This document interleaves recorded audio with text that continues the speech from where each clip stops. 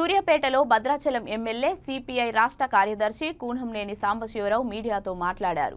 4 నెలలుగా గత ప్రభుత్వ పాపాలను వెలికితీస్తున్నారు.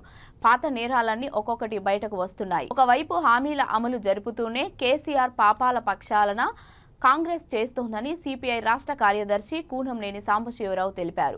బీజేపీ కేసీఆర్ రైతు దీక్షలు చూసి సమాజం నవ్విపోతుందన్నారు. బీజేపీ గత 10 ఏళ్లుగా రైతులకు ఏం చేశారో చెప్పి కిషన్ రెడ్డి దీక్షలు చేయాలని హితావు పలికారు.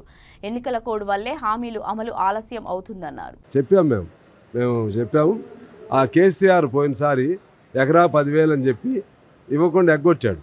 అట్లా కాకుండా కరెక్ట్గా 10,000 మీరు అందరూ వాళ్ళు అప్పుడు ఎగ్గొట్టి ఇప్పుడు 25,000 అని చెప్తున్నాడు కేసీఆర్.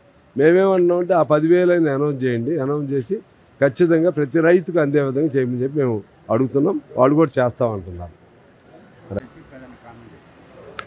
ఇప్పుడు 4 నెలలదేమో పాలనకు సంబంధించిన ఈ 4 నెలల కాలంలోనే పాత నేరాలన్నీ ఒక్కోటి బయటపడుతున్నాయి.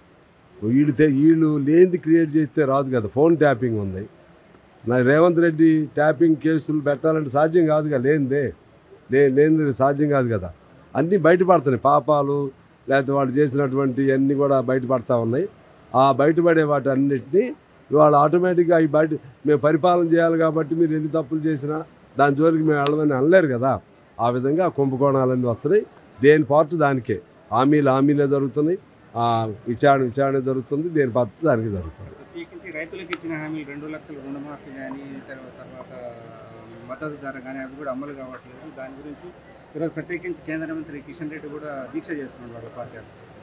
ముందు బీజేపీ 10 ఏళ్ల కాలంలో రైతులకు ఏం చేసిందో దాని మీద ఆయన దీక్ష చేయాలి. 10 ఏళ్ల కాలంలో వాళ్ళు ఏం చేయలేదు. కానీ ఈ 4 నెలల కాలంలో వీళ్ళు చేయలేదని చెప్పి దీక్ష చేయటువంటి నవ్వుతారు. సమాజమే నవ్వుతుంది. ఇవాళ ఆయన రైతుల కోసం అని చెప్పి రోడ్లను పట్టమంటే కేసీఆర్ ప్రజలు నవ్వుకుంటున్నారు. మీరు మీ కాలం 10 ఏళ్ళు చేశారు ఒక్కోళ్ళు. వీళ్ళు ఆఫ్టర్ ఆల్ 4 నెలలే కదా. ఒకవేళ చెప్పిన మాట 2 రోజులు వెనకబడింది అనుకో, కొన్ని అయితే అమలైనవి కదా. రైతుకు సంబంధించి కొంత అయితే ఇచ్చారు కదా.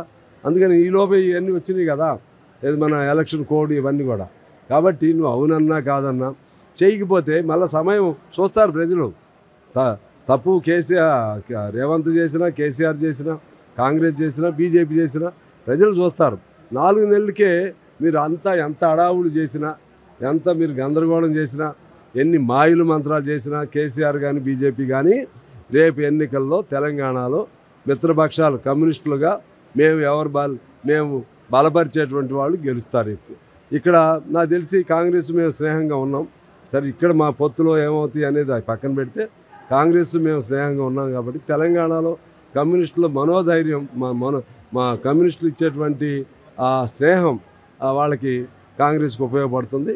కాబట్టి కాంగ్రెస్ ఎక్కువ స్థానాలు గెలుస్తుంది.